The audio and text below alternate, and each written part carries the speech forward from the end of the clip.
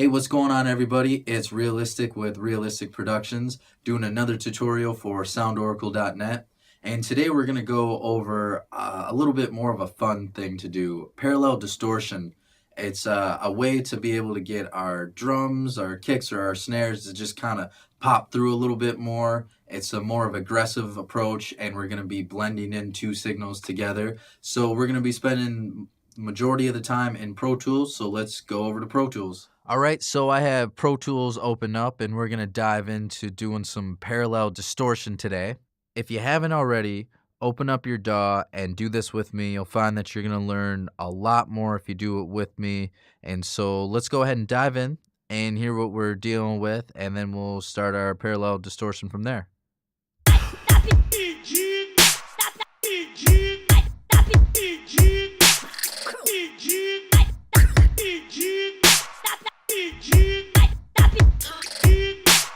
So we're starting out with some good samples, and I've always said that you want to start out with good samples and good recordings before you do anything else. These are some samples that I got both from SoundOracle.net and theproducerkit.com. I believe some of these drums came free when I got Subculture, so we're already starting out with some good quality from some good sound designers, but I just want to make the kick drum and the snare cut through a little bit more. So what we're gonna do is we're going to duplicate the kick drum, and we're just gonna go a little bit overboard with it. So I'm just gonna put this on a little loop right here. Not only am I gonna do some parallel distortion, but I want to also boost some of the frequencies in this kick drum, so when the distortion comes on, it excites those frequencies even more. So I'm going to start with a bell EQ because I don't want to do all the low end. I just want to get some certain areas. All right, and we're going to boost by quite a bit because whenever I do parallel stuff, I always go to the extreme. You don't have to, but hey, you might as well because it's just getting blended in with the original source anyway. So this is an opportunity to just go all in.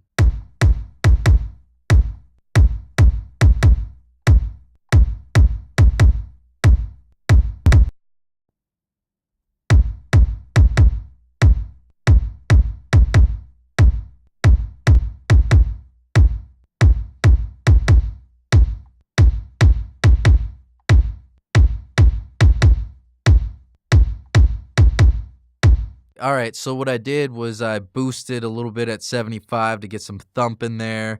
I did a little bit of a high cut at 7K just to get some of that out because we already have our original signal, so I felt like we didn't need it.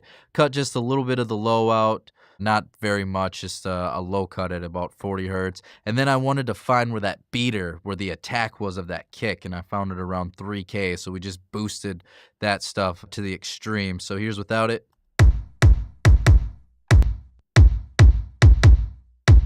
Yeah, just a little bit more exciting. Nothing too special there. You already know how to do all that. But now what I'm going to do is I'm going to put some distortion on it and excite everything that we just boosted. And this is going to sound crazy at first. It's going to be like, man, I would never put that in my song. But just bear with me and you'll see what the end result's going to be. It's going to be kind of cool.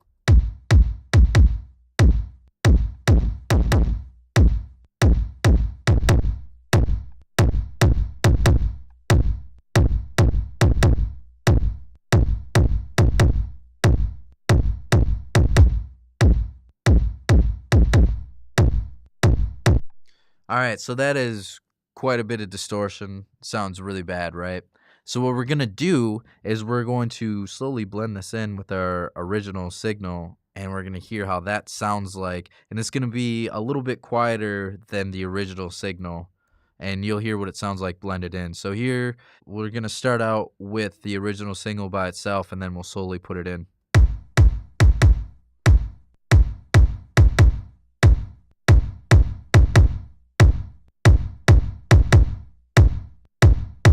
I might change the distortion now that I hear what it sounds like with it. Actually, no, we'll keep it in. All right, so now let's listen to it with the song. Oh, and when you're duplicating too, you should turn down your original source a little bit because now you've just added some new stuff in there, a brand new signal. So you're going to be boosting quite a bit of volume when you have two of the same signal going in, and one of them's distorted on top of that. So I'll start out with the parallel distortion muted, and then we'll add it in and hear what that sounds like.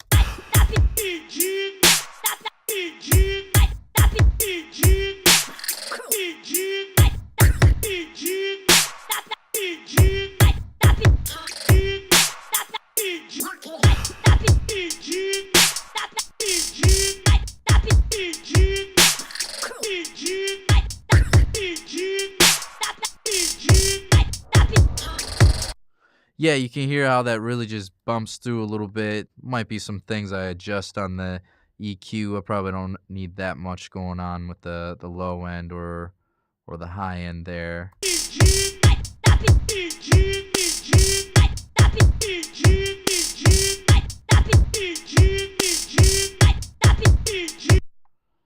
All right, now let's do the same thing to the snare.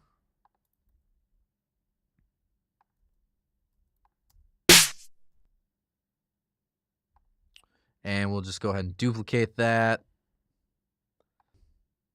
I might boost just a little bit of some frequencies in the higher end, just get some stuff excited.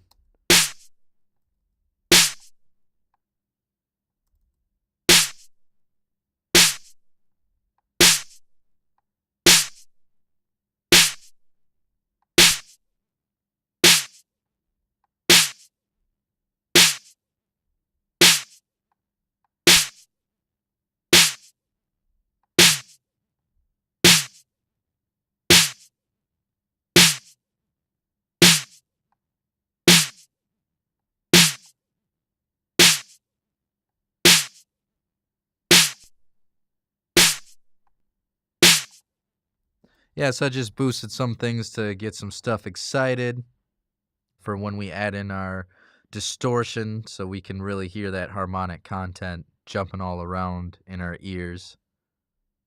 All right, so yeah, same plugin, decapitator. I like it for this parallel distortion just because not a lot of knobs on it. It's easy. It just does what I want it to do. It's pretty cool.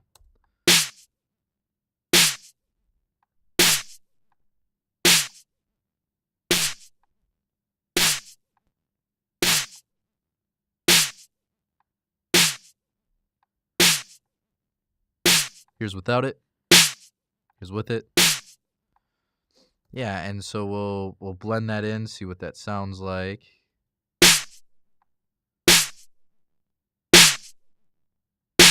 Turn our original one down.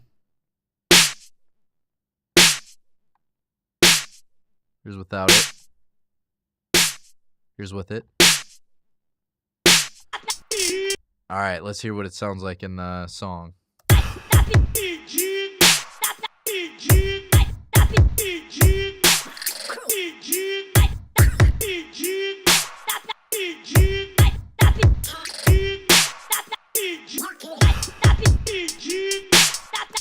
Yeah, so I took it out halfway through, I put it back in, and you can just hear with the kick and the snare there that we're having things just punch through a little bit more. I'm going to put these two next to each other, and I'll take both of them out and put them both back in so we can hear the full difference.